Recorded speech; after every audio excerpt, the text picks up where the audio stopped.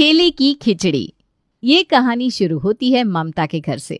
ममता के 2 बेटे थे। दोनों की शादी कर ममता बिल्कुल निश्चिंत हो चुकी थी। ऊपर घर, नीचे दुकान। ममता का परिवार एक मिडिल क्लास परिवार था, पर जो भी था उससे वो बहुत खुश थे। कितनी बार बताना पड़ेगा तुझे निशा, तेरे जेठ जी को खिचड़ी से एसिडिटी हो जाती है, फिर क्यों बना ली तुमने खिचड़ी? खिचड़ी तो बीमार भी खा सकते भाभी, खिचड़ी से एसिडिटी नहीं होती भैया को। खिचड़ी खाने के बाद भैया जाकर चाय पी लेते हैं, उसके बाद कोल्ड ड्रिंक और फिर सो जाते हैं। अब गरम ठंडा साथ में पीने से तबीयत तो बिगड़ेगी ना। और सभी के लिए खिचड़ी बनाकर दही, अचार, पापड़ के साथ निशा रेडी कर लेती है। बन गया खाना? दो, मैं जाकर बाहर सभी को सर्व कर देती हूँ। सब कब से खाने के इंतजार में बैठे हैं। मैं किचन में क्या करूंगी भाभी, चलिए मैं भी बाहर चलती हूँ। अब खिचड़ी बनाने में तूने जो कुकर लिया था उसे साफ कौन करेगा? जाकर धोकर साफ कर दे। इतने बर्तन बार बार मैं नहीं धो सकती, ऐसे भी इतनी ठंड है और चीरों को पढ़ाना भी पड़ता है मुझे। ज्योति बाहर जाकर सभी को निशा की बनाई खिचड़ी परोस देती है। आहा, क्या खिचड़ी बनाई है निशा ने, मजा आ गया भाई। ये लोग क्रेडिट भी नहीं ले पाई, खाते ही समझ गए पापा जी की खिचड़ी निशा ने बनाई है। सही कहा जी, बहू के हाथ की खिचड़ी जैसी स्वादिष्ट खिचड़ी कोई और बना ही नहीं सकता। मुझे कोई 3 टाइम भी निशा के हाथ की खिचड़ी दे देना तो मैं तो खा लूँ। ये रेस्टोरेंट में पैसे बर्बाद होते हैं। सही में मम्मी, निशा के हाथ का खाना खाकर मजा आ जाता है। इसीलिए तो मैंने निशा को खिचड़ी बनाने को कहा था मम्मी जी। मैंने कहा खिचड़ी तो 2 मिनट में बनती है, तुम खाने की तैयारी कर लो, बाकी बर्तन वगैरह मैं देख लूंगी। ऐसे तो काम मैनेज होते हैं ना, किसी एक पर सारा काम नहीं आना चाहिए। मैं 2 काम ज्यादा कर लूँ चलेगा, पर इतनी ठंड में उस बच्चे से बर्तन धुलवाना मुझे नहीं जमता भाई। इसी तरह तुम दोनों साथ साथ रहो तो घर भी संभला रहे। बेटों की शादी के बाद घर संवारना और घर बिखेरना बहुओं के हाथ में ही होता है बेटा। मैं हूं ना पापा जी, आप फिक्र मत कीजिए। निशा और प्रिंस मेरे देवर देवरानी नहीं, मेरे बच्चे समान है। रात को डिनर के बाद सभी अपने कमरे में चले जाते हैं। और कितने दिन मैं ये सब बर्दाश्त करूंगी? मुझे अपने बेटे के भविष्य के बारे में सोचना है, तुम तो सोचोगे नहीं। अरे भाई, मेरे दिमाग में सब सेट है, तुम बस सबके सामने अच्छी बनी रहो, बाकी सब मैं देख लूंगा। क्या देख लोगे तुम? बाहर सभी के सामने निशा के हाथ के बने खाने की तारीफ करने की क्या जरूरत थी? कर रहे थे ना सब उसकी खिचड़ी की तारीफ, अब उसी से खाना बनवाना। मुझसे तो कहते हो खिचड़ी निगली नहीं जाती। अरे सभी के सामने दिखावा तो करना पड़ेगा ना कि मेरे लिए मेरा भाई और उसकी बीवी कितने ज़रूरी है, तभी तो सबका विश्वास जीत पाऊंगा। अगली सुबह बिजली का बिल लेकर विकास अपने घर लौटता है। मुझे तो लगा था ठंड में बिजली बिल कम आएगी, पर ये तो इस बार डबल आ गई। मैं कहता हूँ ज्योति तुम्हें कि हीटर ज़रा कम चलाया करो, 4000 बिजली का बिल आया है। 2000 मैं दे देता हूँ भैया। अरे तू क्यों आधा बिल देगा? तेज बनेगा ज्यादा ना तो मारूंगा एक थप्पड़, ठीक हो जाएगा। तुम दोनों कितनी ही बिजली लगा देते हो। अरे बड़ा भाई हूं मैं तुमको दूंगा या तुमसे लूंगा? अरे दे रहा है पैसे प्रिंस, तो देना बेटा, कमाता भी तो है वो। क्या कमाता है मम्मी? वो तो मैं दुकान से जो उसके हाथ में रख देता हूँ वो लेकर चुपचाप बैठ जाता है। उसकी खुद की भी तो लाइफ है, ज़रूरत नहीं है बेफिजूल खर्च करने की। तुझे जमा कर, आगे काम आएंगे। विकास की बातें सभी के दिल को जीत लेती है। कमरे में जाकर निशा प्रिंस से कहती है, भाभी जरा गुस्से वाली है, पर भैया ना बहुत ही नरम दिल का है। भगवान ऐसा भाई सबको दे। इसीलिए तो मैं कहता हूँ निशा कि भाभी की 1-2 बात ज़रा इग्नोर कर दिया करो। अब भैया हमें जो सपोर्ट कर रहे हैं फाइनेंशियली, कोई और थोड़ी ना करेगा। ये कहकर विकास घर के नीचे के राशन की दुकान में चला जाता है और कुछ देर बाद अपने भाई को छुट्टी देने प्रिंस भी दुकान पहुंचता है। ये बार बार दुकान क्यों आ जाता है? ऐसे तो किस्सा खत्म ही नहीं कर पाऊंगा मैं। जाइए भैया, आपको कोई काम है तो आप कर लीजिए, मैं बैठा हूँ दुकान पर। इधर आ, मेरे पास बैठ। तो एक छोटी सी राशन की दुकान है, यही बैठकर अपना जीवन से बर्बाद करेंगे क्या? मेरी तो मजबूरी है भाई यहाँ बैठना। मेरा तो बच्चा भी हो गया है, इस उम्र में कुछ नया करने की सोच भी नहीं सकता। पर तू तो सोच सकता है ना। क्रिकेट कितना पसंद था तुझे, जा अब चालू कर दे। टैलेंट को बेकार मत कर, सारे खर्चे मैं दुकान से देता रहूँगा। भैया आज के ज़माने में इतना तो बाप भी नहीं सोचता बच्चों के लिए जो आप मेरे लिए सोचते हो। ये कहकर प्रिंस अपने भाई की गले लग जाता है और रोने लगता है। अब रोज़ प्रिंस यहाँ वहाँ अपने हिसाब से नौकरी ढूंढता या अपने सपने के पीछे मेहनत करता। अब दुकान पर 24 घंटे सिर्फ विकास ही रहता। ज़रा पानी पिलाना तो ज्योति, बहुत मेहनत हो जाती है। बहू तो आराम करने गई है बेटा, मैं ला देती हूँ पानी। कितना थक गया है तू। अरे प्रिंस को क्यों नहीं कहता दुकान में बैठने के लिए? ठीक है ना मम्मी, उसने कहा कि भैया कुछ वक्त दो, मुझे अपने सपने पूरे करना है। तो बड़ा भाई होने के नाते इतना करना तो बनता है ना मेरा। अब मुझे सोचने की ज़रूरत नहीं है बेटा, अब मुझे कुछ हो भी गया तो मेरे पीछे से तू सब संभाल लेगा। यही विश्वास तो लाना चाहता था मम्मी, आ गया विश्वास। एक रोज़ विकास अपनी माँ को फ़ोन करता है और घबराते हुए कहता है, ना रिएक्ट करना, ना किसी से कुछ कहना मम्मी। वो प्रिंस और उसके दोस्तों के बीच में झगड़ा हो गया, प्रिंस पर केस लग गया है, उसे छुड़वाने जाना होगा मुझे। तुम्हारी भी ज़रूरत पड़ेगी, आ रही हो ना कि फिर मैं ही लेकर आऊँ? और देखो घर पर कोई पूछे तो कुछ भी मत कहना, बेकार में तुम जानती हो ज्योति की आदत, फ़ौरन निशा को बता देगी और निशा की तबीयत बिगड़ जाएगी। हे भगवान, ये लड़का, मैं कह रही थी ना दुकान पर बिठा ले उसे, पर तू है कि कहाँ आना है बता। कोर्ट कैसे मम्मी, तो कोर्ट में तो आना ही होगा, पर पहले तुम बैंक जाओ ताकि मैं कुछ पैसे निकालूं। अब वकील भी तो पैसे मांगेंगे। बैंक में कोई कुछ भी पूछे तो कह देना कि हाँ मुझे ज़रूरत है, किसी को क्यों बताए कि क्यों पैसे निकाल रहे हैं हम। और बैंक जाकर विकास अपनी माँ के खाते से सारे पैसे खुद के खाते में ट्रांसफ़र करवा लेता है। कोर्ट जाकर घर और दुकान के पेपर पर अपनी माँ के दस्तखत लेकर पूरा घर दुकान अपने नाम करवा लेता है। हेलो ज्योति, मैंने घर और प्रॉपर्टी सारे पैसे सब कुछ अपने नाम करवा लिया है। अब जैसे ही मैं माँ को लेकर घर आऊँगा तुम किसी को अंदर मत आने देना, कर दो तमाशा शुरू। सच में? माँ जाने के लिए राजी भी हो गई थी? My God, I love you Vikas. और जैसे विकास अपनी माँ को लेकर अपने घर पहुंचता है, ज्योति अपने सास ससुर देवर देवरानी के सामान को बाहर फेंकना शुरू करती है। देख रहा है विकास कैसी हरकतें कर रही है ज्योति, समझा इसे जरा। ठीक ही तो कर रही है ज्योति, अब घर उसका है तो जो मर्जी करे। ममता के पैरों तले जमीन खिसक जाती है। जिस बेटे पर उसने इतना विश्वास किया था, उस बेटे ने आज उसे धोखा दे दिया था। प्रिंस, निशा, ममता और बिरजू सड़क पर आ जाते हैं।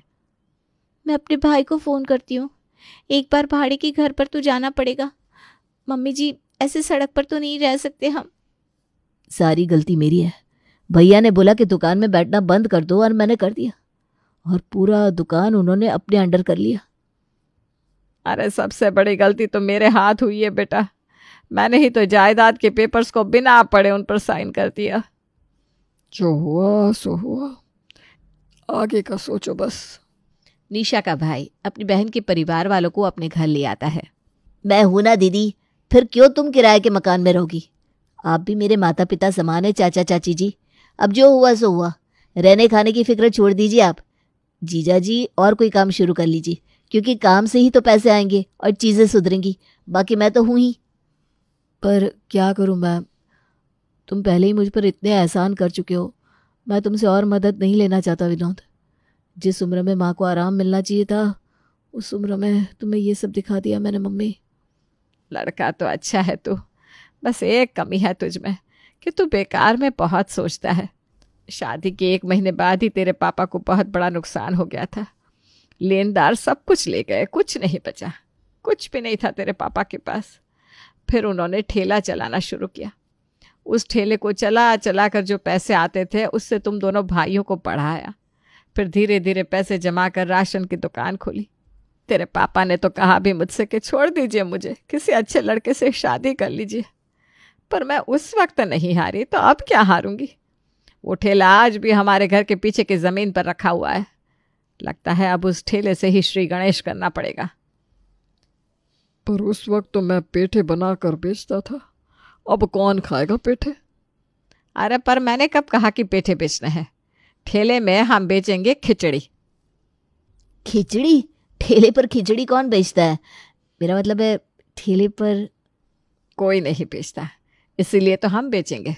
लोग बेचते हैं मैदे के मोमोज, मैदे की चाउमीन, हम बेचेंगे खिचड़ी के पकौड़े, खिचड़ी के पराठे, बटर खिचड़ी, चीज़ खिचड़ी। खिचड़ी के साथ जो वैरायटी ट्राई हो सके हम सब करेंगे। हाँ मम्मी जी, ये हो सकता है कि मेरी बनाई खिचड़ी ऐसे भी सभी को बहुत भाती है। कुछ ना करने से अच्छा है कुछ तो शुरू करे। पापा का ठेले चलाने का आइडिया भी अच्छा है और खिचड़ी तो मैं बना ही लूँगी। बाकी सब मैं कर लूँगा। तो करते हैं श्री गणेश ठेले की खिचड़ी का, और ये ठेला लगेगा आप लोगों के घर के ठीक सामने, ताकि 24 घंटे आप लोग विकास भैया पर नजर रख सके। विनोद विकास की ही राशन दुकान से ठेला शुरू करने के लिए सारा राशन लेकर आता है और ग्राहकों के सामने विकास को ना चाहते हुए भी विनोद को राशन बेचना ही पड़ता है। और अगली सुबह से शुरू हो जाता है निशा का ठेला। आइए आइए आइए, निशा के ठेले पर आपका स्वागत है। मैदा मोमो खाकर क्यों करे पेट को खराब, खाइए निशा की खिचड़ी जो है बड़ी लाजवाब। भाभी जी आपने अपना ठेला खोल लिया? जब बेटा धोखा दे दे और कोई उपाय भी ना बचे तो क्या करे आदमी सुमन। एक बेटे ने घर से निकाल दिया तो दूसरे बेटे ने सहारा दिया है। अब इस पापी पेट के लिए कुछ तो करना पड़ेगा ना। निशा के हाथों की खिचड़ी फेवरेट थी ना तेरी, अब जरा ठेले से खाकर श्री गणेश तू ही कर दे। इतने दिन मुफ्त में खाया है, इस बार पैसे देकर जरूर खाऊंगी मैं। और निशा बनाती है सुमन के लिए फ्राइड खिचड़ी विद चीज एंड बटर। वाह वाह क्या खिचड़ी बनाई है निशा। एक काम करो 2 प्लेट और पैक कर दो। और भाभी आप चलिए मेरे साथ, आसपास के सभी लोगों के घर जाकर बता देते हैं कि आपने नया काम शुरू किया है। अब थोड़ा प्रचार तो खुद भी करना पड़ेगा ना। मैंने भी पैम्पलेट छपने के लिए दिए थे, छप गए होंगे, जाकर बाहर बंटवा देता हूँ। विनोद और बिरजू विनोद के बाइक पर बैठ जाते हैं और यहाँ वहाँ निशा के ठेले के एडवर्टीजमेंट के लिए पर्चा बांटना शुरू कर देते हैं। अरे भाई प्रिंस, तेरा तो इतना बड़ा घर है, दुकान है, तू क्यों पर्चे बांट रहा है? वक्त कभी भी पलट जाता है भाई, अब बस अपने भाई की मदद कर और मेरे ठेले पर भाभी को लेकर पहुंच जा। यहाँ बिरजू और प्रिंस अपने काम में लगे हुए थे तो वहाँ निशा, अरे भाभी जी कहाँ जा रही है आप? प्रेम को मोमो खिलाने ना, क्यों बेकार में मैदे के मोमो खिलाएंगी? बच्चों के लिए खिचड़ी के मोमो बनाए मैंने, जरा टेस्ट तो करिए। छी। अच्छा बाबा पैसे मत दीजिएगा, अच्छे लगे तभी पैसे दीजिएगा, अब तो खाएगा ना प्रेम। ये आजकल के बच्चे भी ना। निशा की खिचड़ी के बने मोमो खाकर तो प्रेम उंगलियां ही चाटता रह जाता है। निशा का ठेला ऐसा चल जाता है कि आसपास के ठेले पर लोग जाना ही छोड़ देते हैं। अब तो आराम से अपने खाने का रेट बढ़ा सकती है, क्योंकि आसपास कोई कंपटीशन ही नहीं बचा। आंटी जी थोड़ा बहुत रेट तो बढ़ाऊंगी मैं, पर इतना भी नहीं कि लोगों का गला ही काट दूं। मुझे बिजनेस करना है, बेईमानी नहीं। निशा के ठेले खोलने के बाद सभी के सामने विकास की असलियत आ चुकी थी। अब आसपास के लोग विकास की राशन की दुकान को बॉयकॉट करना शुरू कर देते हैं। आजकल तुम भाभी से राशन नहीं ले रहे हो विक्रम? टाइम नहीं मिलता होगा ना, बोलो तो घर भिजवा दूं। जो आदमी अपने माँ बाप का नहीं हुआ, अपने सगे भाई का नहीं हुआ, वो आदमी मेरा क्या होगा भाभी? राशन भी पता नहीं कैसे बेचते होंगे आप लोग, मुझे तो अब भरोसा ही नहीं रहा। ये कहकर विक्रम वहां से चला जाता है। आज तीसरा दिन है, एक ग्राहक नहीं आया दुकान पर, उल्टा रेस्टोरेंट वाले भी माल लेने से मना कर रहे हैं। इन लोगों का कुछ तो करना पड़ेगा। अरे क्या जरूरत है हमारे घर के ठीक सामने ठेला खोलने की? जानबूझकर ये क्या है, ताकि सभी के सामने हम लोग की बदनामी की जा सके।